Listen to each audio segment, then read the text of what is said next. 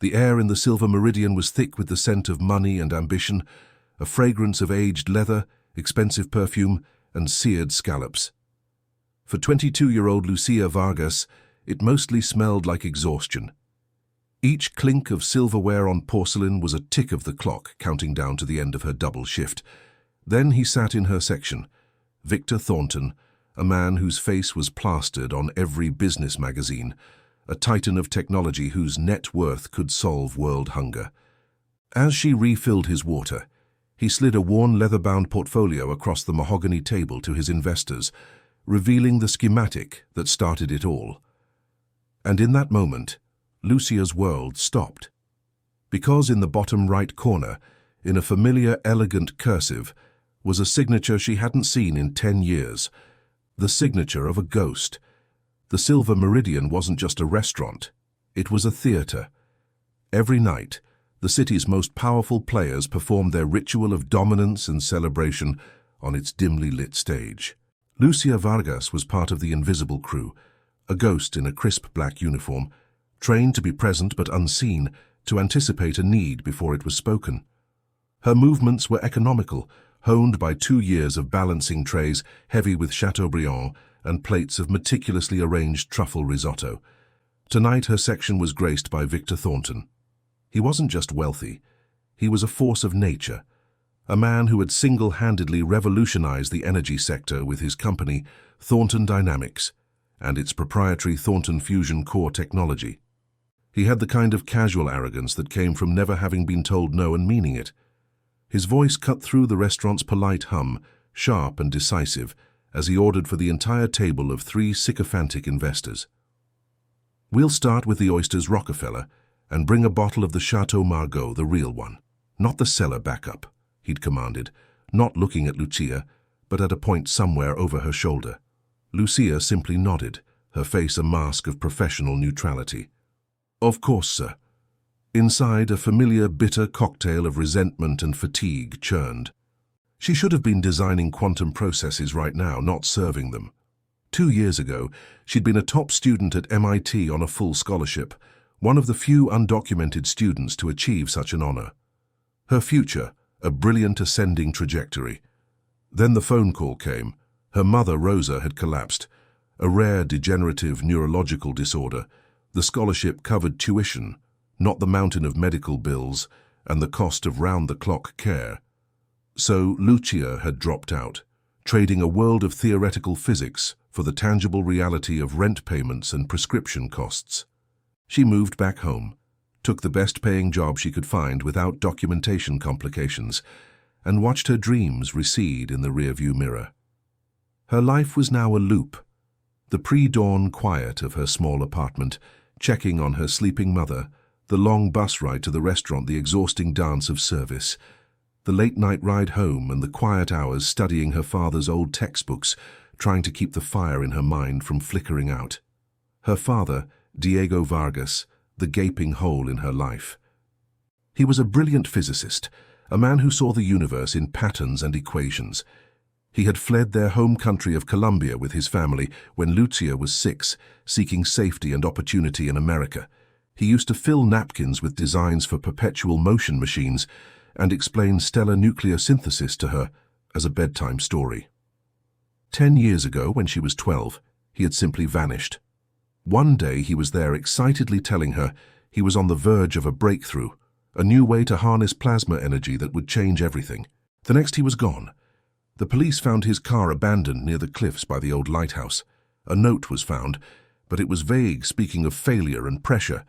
They ruled it a suicide. Body never recovered. The loss had shattered their family. It broke her mother's spirit long before the illness broke her body. It left Lucia with a gnawing sense of wrongness, a deep-seated refusal to believe the official story. Her father was a fighter, a man whose optimism was as boundless as the cosmos he studied. He wouldn't have just given up. "Waitress!" Thornton's voice snapped her back to the present. He gestured impatiently at his empty water glass. "My apologies, sir." Lucia moved forward with the pitcher, her hands steady, despite the tremor of irritation inside her. As she leaned in to pour, Thornton, in a moment of theatrical pride, opened the worn leather portfolio he'd brought with him. "Gentlemen," he announced to his guests, his voice booming with self-satisfaction. "Before we talk about the future, let me show you the past. The very genesis of Thornton Dynamics, the napkin sketch, so to speak." He slid a single laminated page from the portfolio. It wasn't a napkin, but a sheet of drafting paper yellowed with age, covered in complex equations, and a beautifully intricate schematic. It depicted a toroidal chamber interwoven with magnetic field lines and particle injectors. It was a fusion energy device, elegant and revolutionary. Lucia's breath caught in her throat. It was hauntingly familiar, like a melody from a half-forgotten dream. She'd seen drawings like this her entire childhood, scattered across her father's desk. Thornton tapped a finger on the page. 20 years ago, a flash of inspiration that became a trillion-dollar reality, the original design for the Thornton core. His guests murmured in awe, but Lucia wasn't looking at them. Her eyes were fixed on the bottom right-hand corner of the page. There, beside a date from 2 decades ago, was a signature, a fluid, confident script, the D, a grand looping flourish, the V, a sharp, decisive downstroke. Time slowed. The clatter of the restaurant faded into a distant roar. The weight of the water pitcher in her hand became immense. It was a signature she had traced with her finger 1,000 times on birthday cards, on permission slips, on the title pages of her favorite books. It was the signature of the man who taught her the names of the constellations in both English and Spanish. Diego Vargas. The world tilted on its axis. Every doubt, every suspicion she had harbored for a decade coalesced into a single blinding point of certainty. A cold fury, sharp and pure, sliced through her exhaustion. Her voice, when it came out, was not the deferential whisper of a waitress. It was quiet, clear, and carried the weight of 10 years of grief and her family's sacrifice. "Sir," she said, her eyes locked on his, her slight accent becoming more pronounced with emotion. "That's my dad's signature." Victor Thornton froze. For a split second, his face was a canvas of raw, unguarded emotion. It wasn't just surprise. It was the primal shock of a ghost stepping out of a grave, the deer in the headlights terror of a man whose carefully constructed reality was cracking beneath his feet. The smug, condescending mask he wore for the world dissolved, revealing something ugly and frightened underneath. The crystal water glass halfway to his lips slipped from his grasp. It seemed to hang in the air for an eternity before it struck the edge of the mahogany table. The sound wasn't a tinkling break, but a sharp, violent explosion. Shards of glass sprayed across the polished wood and the pristine white tablecloth.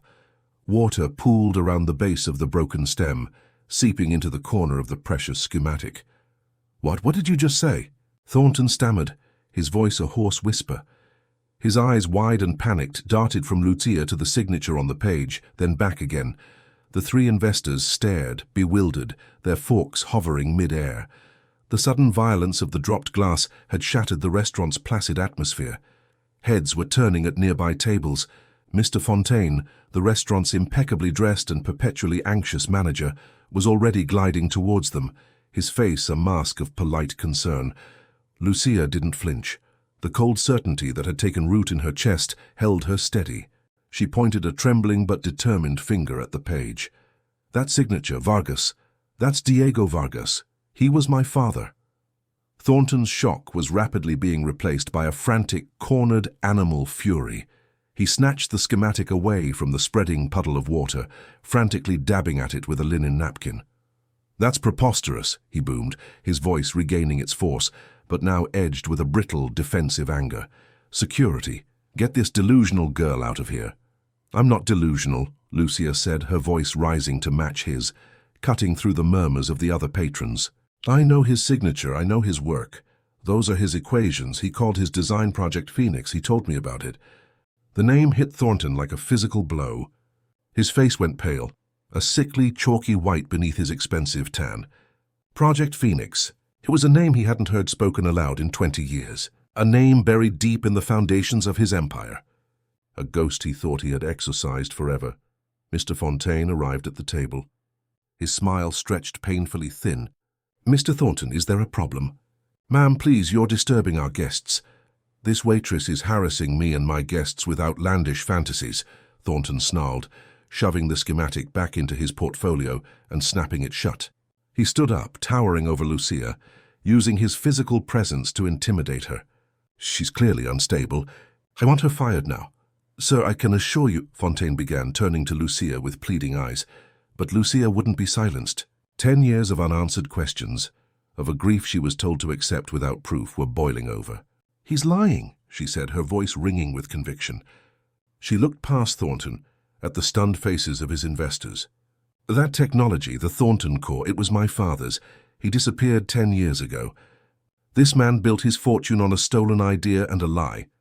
One of the investors, a silver-haired man named Patterson, looked at Thornton, a flicker of doubt in his eyes. The CEO's reaction was too extreme, too violent for a simple misunderstanding. It was the reaction of a man with something to hide. "That's enough," Thornton roared. He grabbed Lucia's arm, his fingers digging into her flesh like talons. "Get out! Get out of my sight!" Lucia wrenched her arm away, stumbling back. "You can't just make people disappear, Mr. Thornton. The truth doesn't work that way." Mr. Fontaine, seeing a billion-dollar client on the verge of a public meltdown, made his choice. He stepped between them, his body shielding Thornton. "Miss Vargas, that's enough. You're fired. Please collect your things and leave the premises immediately. Security will escort you out." 2 burly security guards who had been hovering nearby moved in. They didn't touch her, but their presence was a solid wall. The fight drained out of Lucia, replaced by a profound, chilling sense of injustice. She had spoken the truth, a truth that had been simmering inside her for a decade, and in response, the world had closed ranks to protect the powerful man and cast her out. She looked at Victor Thornton one last time. The fear was gone from his face, replaced by a cold reptilian mask of controlled fury. His eyes held a silent, brutal promise. "This is not over. I will destroy you for this." As the guards walked her towards the staff exit, a path of silence parting before them, she could hear Thornton's voice, artificially smooth now, trying to salvage the evening. "My deepest apologies, gentlemen. A disgruntled employee, utterly mad. Now about those expansion projections." The heavy kitchen door swung shut behind her, cutting off the sound. Lucia stood in the clattering, steam-filled chaos of the kitchen, her apron feeling like a costume she no longer had a right to wear. She had been fired. She was jobless. Her mother's next round of medication was due in a week. But amidst the panic and the humiliation, a new feeling was taking root. It was a cold, hard resolve. Thornton's reaction hadn't been one of innocence. It had been one of guilt. He wasn't just a thief. He was hiding something much, much darker. He hadn't just stolen her father's work. He knew what happened to him. Lucia Vargas, the poor immigrant waitress, was gone. In her place stood the daughter of Diego Vargas, and she had just found her life's new mission, to uncover the truth, no matter the cost. Her father hadn't just vanished. He had been erased, and she was going to write him back into existence. The termination was swift and brutal. Mr. Fontaine handed her a small box containing her locker contents and her final paycheck, his face a stony mask of disapproval. He made it clear that she would receive no severance, no reference, and that if she ever set foot on the property again, she would be arrested for trespassing. The message was clear. Victor Thornton's influence extended far beyond the walls of his corporation. The bus ride home was a blur of streetlights and shame. The weight of her new reality pressed down on her. No job, a sick mother, a powerful enemy, and her undocumented status making her even more vulnerable. It was an impossible situation. When she finally crept into her small apartment, the only sound was the gentle rhythmic breathing of her mother, sleeping in the next room. The sight of Rosa, so frail and vulnerable, sent a fresh wave of panic through her. What had she done? She had traded their fragile stability for a moment of righteous anger. She sank onto the worn sofa, her head in her hands. The scene in the restaurant replayed in her mind. The shock on Thornton's face, the venom in his eyes, the name Project Phoenix. It wasn't a fantasy. It was real. A new thought cut through the despair. For 10 years she had only had grief and suspicion. Now she had a name, Victor Thornton, and she had a target. Fueled by a surge of adrenaline that pushed back her exhaustion, Lucia went to the hall closet and pulled the string for the attic stairs. The rickety wooden steps groaned in protest, as she ascended into the cold, dusty space. The attic was a mausoleum of their former life, filled with boxes of things Rosa couldn't bear to part with after Diego disappeared. It smelled of old paper, cedar, and forgotten memories. Under a single bare light bulb, she began her search. She didn't know exactly what she was looking for. A clue, a connection, anything. She sifted through boxes of old holiday decorations, her childhood report cards, and stacks of photographs showing their journey from Colombia, her father's green card application, their small celebrations of American holidays mixed with Colombian traditions. And then she found it, a heavy-duty cardboard box labeled simply DV Trabajo. Her heart hammered against her ribs. She sliced through the brittle packing tape with a utility knife and lifted the flap. Inside were dozens of notebooks, the spiral-bound kind you buy at a university bookstore. They were filled with her father's dense, intricate handwriting, page after page of equations, theories, and diagrams. Some notes were in Spanish, others in English, a bilingual record of genius. It was his life's work. She spent the next few hours on the dusty floor, a lone archaeologist unearthing a lost civilization. She found early drafts of the schematics she had seen tonight, with notes in the margins. One read, "V thinks the containment field is too unstable. I know I can solve it. VT Victor Thornton." Deeper in the box, she found a manila folder. Inside were not schematics, but photographs. Her breath hitched. There was her father, 20 years younger, grinning, his arms slung around a much younger, thinner Victor Thornton. They were standing outside a drab building, a sign behind them reading Eastridge Applied Sciences. They looked like friends, partners. Thornton wasn't just a corporate shark who had stumbled upon her father's work. They had known each other. They had worked together. This betrayal was deeper, more personal than she could have imagined. She kept digging. At the very bottom of the box, tucked into a sleeve at the back of a thick binder, was a single sheet of paper. It was a carbon copy of a legal document, a partnership dissolution agreement between Diego Vargas and Victor Thornton for a company called Solaris Innovations. It was dated just 3 weeks before her father disappeared. According to the dense legal text, Diego Vargas was relinquishing all claims to their shared intellectual property, specifically something referred to as Project Phoenix, in exchange for a paltry sum. The document stated that the dissolution was due to Mr. Vargas's increasingly erratic behavior and professional misconduct. The most chilling part was the signature at the bottom.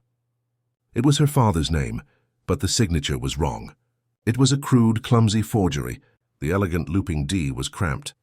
The sharp V was hesitant and shaky. It looked nothing like the confident signature on the schematic Thornton had shown off, and nothing like the thousands of examples she had in the notebooks around her. This was it. The smoking gun. Thornton hadn't just stolen the idea. He had fabricated a legal document to cover his tracks. He had engineered a coup, painting her father as unstable to discredit him and seize control of their life's work. A cold dread washed over her. The story of her father's suicide suddenly seemed much more sinister. A man about to be robbed of his entire legacy, his reputation destroyed by his partner. Would he fall into despair and walk into the sea? Or would he fight back? And what would a ruthless man like Victor Thornton do to someone who stood in the way of a trillion-dollar idea? The thought was so terrifying she felt physically ill. He hadn't just erased her father's name from a patent. He had erased her father. Lucia carefully gathered the forged document, the photograph, and one of the notebooks containing the earliest Project Phoenix designs. The dust of the attic no longer felt like the dust of the dead. It felt like gunpowder. She had been a victim for 10 years, adrift in a sea of grief. Now she had evidence. She had a direction, and she had an enemy. Descending from the attic as the first grey light of dawn broke through the living room window, Lucia felt a profound shift within herself. The fear was still there, a cold knot in her stomach, but it was overshadowed by a fierce, burning resolve. She was no longer just fighting for the memory of her father. She was fighting for his life. She had to prove he didn't sign that paper, that he didn't kill himself. She had to find out what really happened 10 years ago, and she knew she couldn't do it alone. Lucia knew her next step couldn't be the police. A forged document from 10 years ago, and the word of a fired, undocumented waitress against a beloved billionaire. They would dismiss her before she even finished her story. She needed someone who already knew how to fight giants, someone who wasn't afraid of Victor Thornton. She spent the day at the public library, using their computers to dig into Thornton's past. She searched for articles, lawsuits, and any hint of controversy connected to him or Thornton Dynamics. For a man of his stature, his public record was suspiciously clean, but as she dug deeper into archived news sites from 5 or 6 years ago, she found a name: Daniel Kane. Daniel Kane had been an investigative journalist for the Boston Herald, a rising star known for his tenacious and unflinching exposés on corporate malfeasance. And 6 years ago he had set his sights on Victor Thornton. He published a series of articles hinting at irregularities in the founding of Thornton Dynamics, questioning the timeline of the Thornton core development, and citing anonymous sources who spoke of a shadow partner who had been forced out. The blowback had been immediate and catastrophic. Thornton Dynamics sued Kane and the Herald for defamation, launching a ruthless smear campaign that painted Kane as a reckless fabulist. His anonymous sources recanted, likely under duress or with a hefty payout. The Herald, facing a legal battle that could bankrupt them, buckled. They settled out of court, fired Daniel Kane, and issued a full retraction of his articles. Kane was professionally ruined. He had been untouchable. And then he was a pariah. Lucia found his current whereabouts through a fringe tech blog he now ran from his apartment. It was a shadow of his former work, a cynical, rambling platform where he railed against the tech giants who had cast him out. He was a wounded lion, still roaring, but from the confines of a cage. He was perfect. She found his address in a gritty industrial part of the city. His apartment building was a walk-up with peeling paint and the lingering smell of damp concrete. She knocked on the door of apartment 3C, her heart pounding. The man who answered was not what she expected. He was younger than his photo suggested, maybe in his late 30s, with tired eyes that held a spark of weary intelligence. His hair was unkempt. He needed a shave, and his t-shirt was stained with what looked like coffee. "Yeah?" he asked, his voice gravelly. "Are you Daniel Kane?" He leaned against the doorframe, his expression a mixture of suspicion and boredom. "Depends who's asking. If you're selling something, I'm not buying. If you're serving papers, just leave them on the mat." "My name is Lucia Vargas," she said, holding her tote bag tighter. "I read your articles about Victor Thornton." His eyes narrowed. The boredom vanished, replaced by a flash of something sharp and painful. Ancient history. "I was wrong. The paper said so. The whole world said so. Now, if you'll excuse me." He started to close the door. "Wait." Lucia put her hand out, stopping the door. "You weren't wrong. You were right. You just didn't have the proof." He paused, studying her face. He saw not a fanatic or a crank, but a young woman with a desperate seriousness in her eyes, someone who carried the weight of experience beyond her years. He sighed, a sound of profound weariness, and opened the door wider. "You've got 5 minutes. Then I'm kicking you out." His apartment was a chaotic mess of books, stacked newspapers and whiteboards covered in diagrams and scribbled notes, all connected with a web of red string. It was the lair of a man obsessed. In the center of it all was a massive board dedicated to Thornton Dynamics. "You're still investigating him?" Lucia said, a statement, not a question. "Let's call it a hobby," Daniel muttered, clearing a pile of magazines off a chair. "Like building ships in a bottle. Pointless, but it passes the time. So what's your story? Did Thornton's new factory pollute your drinking water? Did his self-driving car run over your cat?" Lucia ignored his cynicism. She walked to his Thornton-centric whiteboard and took out the items from her bag. First, she pinned up the photograph of her father and a young Victor Thornton. Daniel's eyes widened slightly. "Who's the other guy?" "My father." "Diego Vargas," Lucia said. Then she pinned the forged partnership dissolution agreement next to the photo. "And this is the document Thornton used to steal his work. Look at the signature." Daniel leaned in, his journalistic instincts kicking in despite himself. He peered at the crude signature, then looked at Lucia. "And last night," Lucia continued, her voice steady, "Victor Thornton was at the restaurant where I work. He was showing off the original schematic for the Thornton core. It had my father's real signature on it. I called him out on it. He had me fired." Daniel was silent for a long moment. He walked around the small apartment, rubbing the back of his neck. He picked up the photo, studying the faces of the 2 young men so full of hope and ambition. He looked at the forged document, his trained eye seeing the tells of a fake, the inconsistent pressure, the hesitation in the strokes. He looked at the young woman standing in his living room, who had just risked everything to confront a titan. "Project Phoenix," he said softly, looking at his own whiteboard where he had scrawled the name with a question mark next to it, a tidbit from one of the sources who had later recanted. "Your father's name for it?"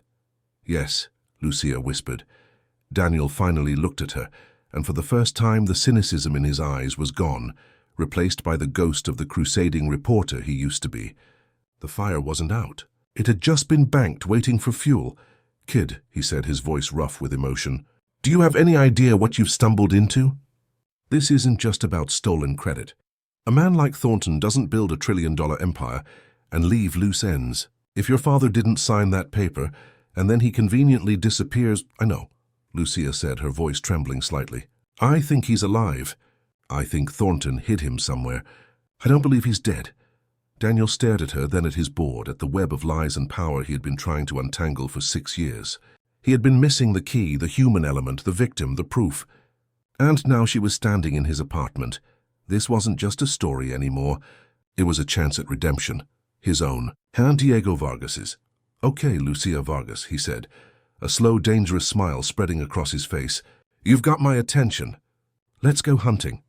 The alliance between Lucia and Daniel was forged in the crucible of shared purpose. Daniel's apartment became their war room. His chaotic energy, once aimless, now had a laser focus.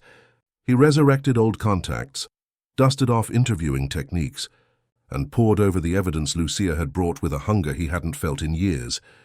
Lucia, in turn, provided the crucial context, poring over her father's notebooks, deciphering his scientific shorthand and painting a picture of the brilliant, trusting man Victor Thornton had betrayed. She translated notes that were in Spanish, revealing even more details about Project Phoenix. Their first lead was Eastridge Applied Sciences, the company in the photograph. A few calls revealed it had been a small tech incubator that went bankrupt over 15 years ago. Most of its records were lost, but Daniel's persistence paid off. He tracked down a name from an old staff directory, Harold Wu, a senior lab technician who had worked with both Vargas and Thornton. Finding him wasn't easy. Harold Wu had fallen off the grid. There was no social media presence, no current address. Daniel finally found him through a membership list for a vintage radio enthusiasts club. He was living in a quiet retirement community 3 hours out of the city. When they arrived at his small, immaculately kept bungalow, Harold was a nervous, bird-like man in his late 70s with watery brown eyes. He was hesitant to even let them in. But the moment Lucia introduced herself as Diego Vargas's daughter, his composure crumbled. He ushered them inside, his hands trembling. "I knew this day would come," he whispered, wringing his hands. "I always knew it." Sitting in his sun-drenched living room, surrounded by old ham radios, Harold Wu unburdened his conscience of a 20-year wait. "Diego," he began, his voice thick with emotion. "He was a genius. The rest of us were just chemists and engineers. He was a poet of physics." Victor, on the other hand, was the salesman. He was charming, ambitious, and utterly ruthless. He saw the genius in Diego, but he saw it as a product, a resource to be exploited. He told them about Project Phoenix. He confirmed it was Diego's brainchild from start to finish. Thornton's contribution was securing funding and managing the business side. As Diego got closer to a stable working prototype, Thornton grew more possessive and secretive. Victor started locking Diego out of the business meetings, Harold explained. He'd tell the investors it was his work, that Diego was just a brilliant but unstable researcher who needed management. He was laying the groundwork for the betrayal. The day it happened was seared into Harold's memory. Thornton called an emergency meeting with the small staff. He held up a signed document, the same one Lucia had found, and announced that Diego Vargas was leaving the company due to a nervous breakdown. "It was a lie," Harold said, his voice cracking. Diego was stressed, yes, but he was on the cusp of a breakthrough. He wasn't unstable. He was excited. Later that day, I saw 2 men who didn't look like scientists or investors, escorting a protesting Diego out of the lab. Victor told us he was being taken to get help. We never saw him again. Lucia felt the air leave her lungs. I saw them take him. Harold nodded, shamefaced. We were all scared. Victor had just secured a new round of funding based on Diego's latest data. He told us that if word got out about Diego's instability, the funding would vanish and we'd all be out of a job. He made us complicit in our silence. He paid us all a hefty severance when he dissolved Solaris Innovations and started Thornton Dynamics a month later. It was hush money. Daniel leaned forward, his voice gentle but firm. Harold, you said they were taking him to get help. Do you know where? A hospital? A clinic? Harold hesitated, his eyes darting around the room as if Thornton himself might be listening. Victor was talking on the phone earlier that day. I wasn't supposed to hear. He mentioned a place, a long-term care facility. He said it was private, discreet, a place where difficult cases could be managed indefinitely away from prying eyes. Cedar Ridge. He mentioned a place called Cedar Ridge Sanitarium. The name hung in the air, heavy and ominous. A sanitarium, not a hospital, a place for the forgotten. Is it still around? Lucia asked, her voice a strained whisper. Daniel was already typing furiously on his laptop. After a few minutes of searching, his face grew grim. It is. Rebranded now as Cedar Ridge Wellness Retreat. It's a high-end, high-security private facility in the middle of nowhere. It specializes in long-term psychiatric care for high-net-worth individuals. The board of directors is anonymous, managed through a series of shell corporations.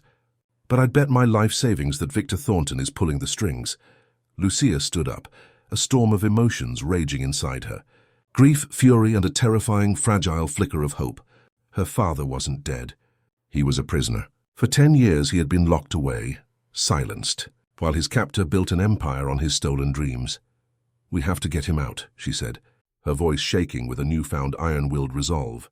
Harold looked at her, his watery eyes filled with a sad admiration. Be careful, child. Victor Thornton is not the same ambitious young man I knew. He's a monster now, and he has spent 20 years protecting his great lie. He will do anything to keep it buried. The revelation that her father was likely alive, a prisoner in a gilded cage, changed the entire dynamic of their investigation. It was no longer a quest for justice. It was a rescue mission.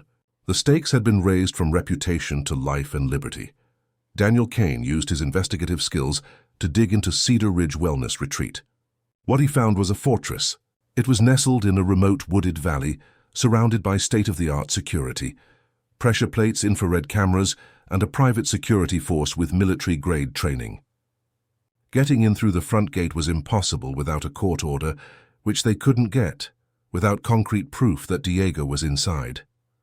And they couldn't get that proof without getting in.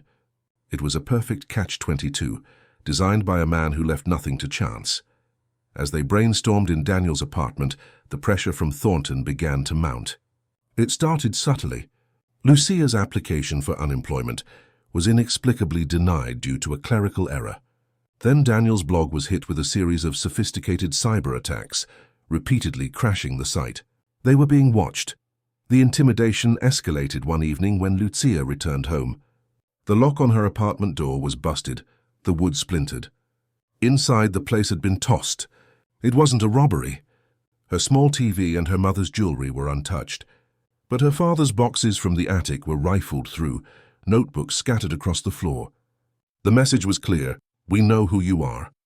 We know what you're looking for. Stop. Lucia's mother, Rosa, was terrified. Mija, por favor, she pleaded, her voice frail. Whatever this is, it's not worth it. Thornton is too powerful. I can't lose you too. Looking at her mother's frightened face, Lucia felt a pang of guilt, but it was quickly consumed by a defiant rage. This is why we have to do it, Mama, she said, her voice low and fierce. They're not just protecting a lie anymore. They're scared. We're getting close. The break-in solidified their resolve. They had to act, and they had to act fast. Their only hope was Harold Wu. They called him, explaining the situation. The old technician, racked with guilt and horrified by the intimidation tactics, finally agreed to help them in a more direct way. There might be a way in, Harold said, over a secure line Daniel had set up. The facility's older wing, the original sanitarium, has an outdated HVAC system. I know this because Solaris Innovations bid on a contract to upgrade it years ago before everything. The plans should still be in the county archives. It's a long shot, but there might be an unguarded service duct, a blind spot in the security. It was the sliver of hope they needed. Daniel, using a fake ID and a plausible cover story about historical preservation, managed to access the county's archived blueprints. He spent a day poring over the decades-old schematics, and he found it. A large ventilation outflow duct on the west side of the building, concealed by a thicket of overgrown woods. According to the plans, it was big enough for a person to crawl through and led directly to the basement service tunnels of the older long-term residential wing. It was a blind spot, too old and seemingly insignificant to be covered by the new high-tech security grid. Their plan was desperate and dangerous. Daniel would act as lookout and communications hub from a rental car parked a mile down the road. Lucia, being smaller and more agile, would be the one to go inside. Harold had given them the layout of the residential wing from memory, including the likely location of the discreet high-security rooms used for patients like her father. She would have a small earpiece to communicate with Daniel and a modified cell phone to photograph any evidence she found. The night they chose was dark and moonless, with a forecast of rain to help cover any noise. As they drove towards the remote facility, the silence in the car was thick with tension. Daniel glanced over at Lucia. She was dressed in dark clothing, her face pale but set with determination. She looked impossibly young to be taking on such a monumental risk. "You don't have to do this, Lucia," he said softly. "We can find another way." "What other way is there, Daniel?" she replied, her gaze fixed on the dark road ahead. "He's been in there for 10 years. Every day we wait is another day he loses. I'm going in." They parked on a dirt logging trail hidden from the main road. Daniel set up his surveillance equipment, a laptop linked to a signal booster and a police scanner. "Okay," he said, his voice all business. "Comms check." "I hear you," Lucia whispered into the tiny microphone on her collar. "You have a 30-minute window max. After that, the night shift security patrol does a perimeter sweep. Get in, find him, get a picture, and get out. Do not engage. Do not get caught. Your safety is the priority." Lucia nodded, her heart feeling like a drum against her ribs. She pulled a small backpack on containing a flashlight, a multi-tool, and the burner phone. They synchronized their watches. "Good luck, Lucia," Daniel said, his eyes filled with a concern that went beyond the story. She gave him a small, tight smile. "See you in 30 minutes. Then she slipped out of the car and vanished into the dark, tangled woods, a ghost moving silently towards the dragon's lair. Every rustle of leaves, every snap of a twig, sounded like a gunshot in the silent night.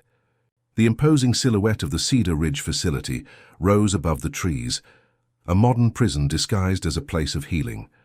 She was terrified, but one thought propelled her forward. "Papa, I'm coming." The crawl through the ventilation duct was claustrophobic and terrifying. The cold, damp metal scraped against her clothes, and the darkness was absolute, broken only by the thin beam of her flashlight.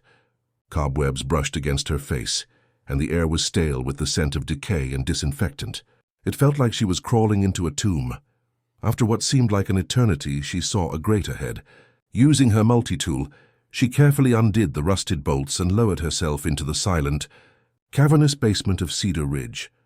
The service tunnels were a labyrinth of pipes and conduits, dimly lit by caged emergency lights. "Hello, hum." The sound of the building's life support vibrated through the concrete floor.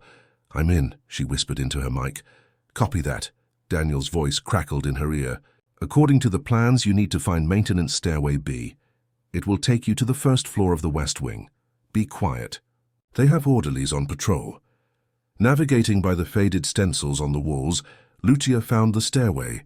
She ascended cautiously, her every sense on high alert. The air grew warmer, the smell of disinfectant stronger. She emerged into a hallway that was nothing like the grimy basement. Here everything was sterile and eerily quiet. The floors were polished marble. The walls were a soothing shade of cream, and soft indirect lighting gave the corridor a serene, dreamlike quality. It was a beautiful, silent prison. The doors to the rooms were heavy oak with no names, only numbers. Each had a small reinforced glass window and a slot for food trays. "I'm in the West Wing," she breathed. "It's quiet. Too quiet." "That's the high-security ward," Daniel said. "Patients here are kept isolated. Harold said they're often heavily sedated. Start checking the rooms. You have 20 minutes left. Heart-pounding, Lucia began her grim task, moving from door to door, peering through the small windows. In the first room, an elderly woman sat staring at a blank television screen.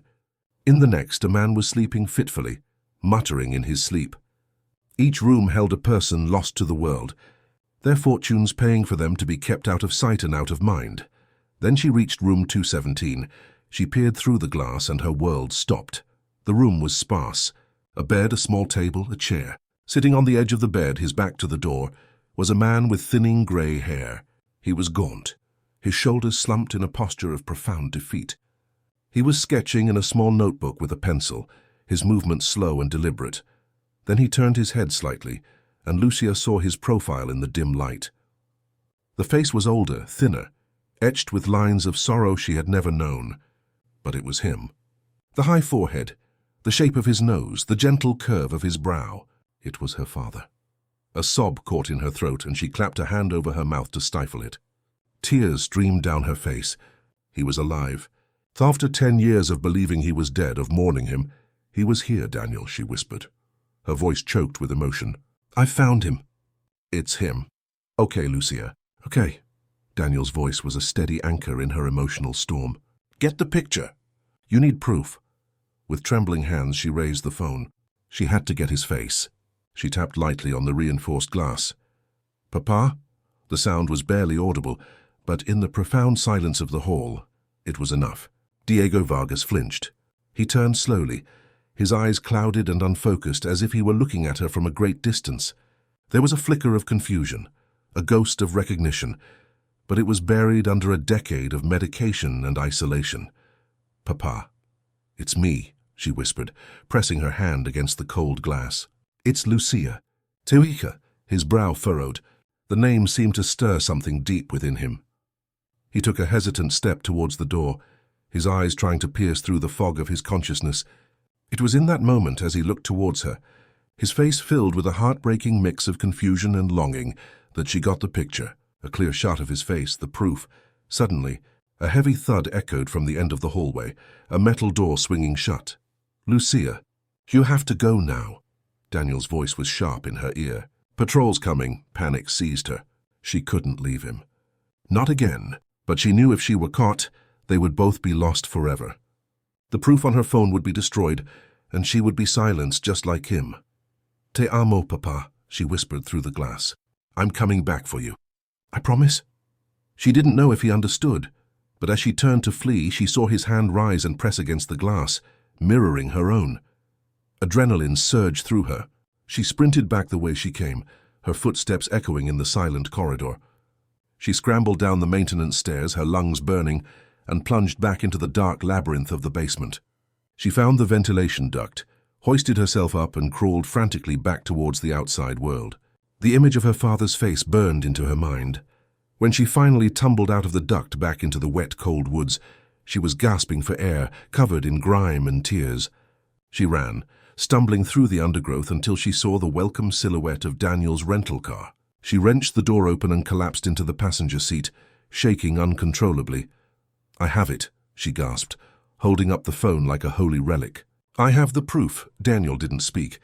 He just put a steadying hand on her shoulder as she sobbed for the father she had lost, for the father she had found, and for the fight that was to come. They had breached the dragon's lair. Now they had to figure out how to slay the dragon. The photograph changed everything. It was grainy, taken through thick glass, but it was undeniable.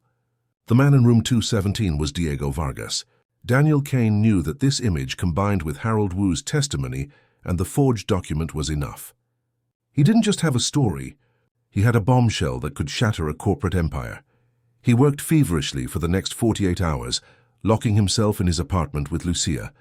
He wrote the article of his life, a masterpiece of investigative journalism that laid out the entire sordid tale. He detailed the early partnership, the betrayal, the forged documents, the kidnapping disguised as a medical intervention, and the 10 years of illegal imprisonment. He embedded Lucia's photograph, Harold's sworn affidavit, which he'd finally agreed to give on the record, and a side-by-side analysis of Diego's real signature against the forgery. He named Victor Thornton not as a thief, but as a kidnapper. He didn't publish it on his fringe blog. This was too big. He called in the one favor he had left in the world with a former colleague, a senior editor at the Washington Post, one of the few who had privately believed him 6 years ago. He sent the encrypted file with a simple message: redemption. The story broke on a Tuesday morning. It didn't just make a splash. It was a global tsunami. "Where is Diego Vargas?" became the #1 trending topic worldwide within an hour. The stock for Thornton Dynamics plummeted in pre-market trading, wiping out billions of dollars in value before the opening bell. News vans surrounded the company's gleaming headquarters and the gates of the Cedar Ridge Wellness Retreat. Victor Thornton was blindsided. He issued a furious denial, calling it a vicious, baseless attack orchestrated by a disgraced journalist and a delusional young woman. But the photographic evidence was too compelling, the narrative too detailed. His carefully constructed wall of lies, which had stood for 20 years, crumbled into dust in a matter of hours. Federal agents, armed with a warrant issued on the strength of Daniel's article, raided Cedar Ridge that afternoon. They found Diego Vargas in his room, just as Lucia had described. He was disoriented and weak, but his mind, though clouded by years of improper medication, was still there. When a female agent gently asked his name, he looked at her and said with a clarity that shocked everyone, "My name is Diego Vargas, and I want to see my daughter." The reunion happened not in a prison, but in a private, secure hospital. When Lucia walked in, her father was sitting up in bed, free of his sedatives for the first time in a decade. He looked at her, and this time there was no fog in his eyes, only recognition and a profound, overwhelming love. "Lucia," he whispered, his voice hoarse, "you found me." She rushed to his side and they held each other, years of stolen time and silent grief melting away in an embrace. Rosa was there too, holding her husband's hand, tears streaming down her face. For the first time in 10 years, her own illness seeming to fade into the background in the face of this miracle. "Mi amor," Diego whispered to his wife, "perdóname." Arthur Thornton's downfall was as swift as it was total. He was arrested that evening attempting to flee the country on his private jet. The legal battle was immense, but the evidence was insurmountable. Harold Wu's testimony, combined with the facility's illegally doctored medical records and the damning financial trail that led from Thornton's shell companies directly to Cedar Ridge, sealed his fate. He was convicted of kidnapping, unlawful imprisonment, and a dozen counts of fraud. The empire built on his lie was dismantled. Thornton Dynamics was forced into bankruptcy and restructuring, but from its ashes, something new was born. The patents for Project Phoenix, now rightfully returned to Diego Vargas, became the foundation of a new company, Vargas Kane Energy. Daniel Kane, his reputation not just restored but legendary, took a place on the board, vowing to ensure the company always operated with the transparency he fought for. And at the helm, as the new CEO, was Lucia Vargas. She had traded her waitress uniform for a business suit. But she had lost none of the fire that had driven her. She was no longer just the daughter of a genius. She was a leader in her own right. Her mind, once destined for theoretical physics, now dedicated to building a better future with the technology her father had created. And as an immigrant who had overcome impossible odds, she became a symbol of hope for others who felt powerless against the system. Months later, Lucia stood with her father and Daniel in a clean, brightly lit laboratory, looking at a new schematic on a screen. Her father, though still recovering, had the old spark back in his eyes. "The containment field," Diego said, pointing at the screen. "I finally figured out the stabilization equation. It took me 10 years of thinking in that room, but I solved it." Lucia smiled, a real brilliant smile. "I know, Papa," she said, placing her hand on his shoulder. "Let's go change the world. For real this time." The story of Lucia Vargas is a powerful reminder that truth, no matter how deep it's buried, will always fight its way to the light. It's a story about the unbreakable bond between a father and a daughter, and the incredible courage it takes for one person to stand up to an empire of lies. Lucia's journey from a heartbroken immigrant waitress struggling to survive to a powerful CEO who reclaimed her family's legacy shows that our circumstances don't define us.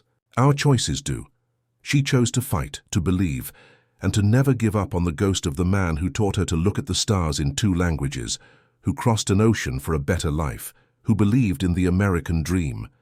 If this story of resilience, justice, and unwavering family love moved you, please help us share it with the world. Click the like button. Share this video with your friends and family, and don't forget to subscribe to our channel for more real-life stories that will inspire and captivate you. Your support helps us continue to tell stories that matter.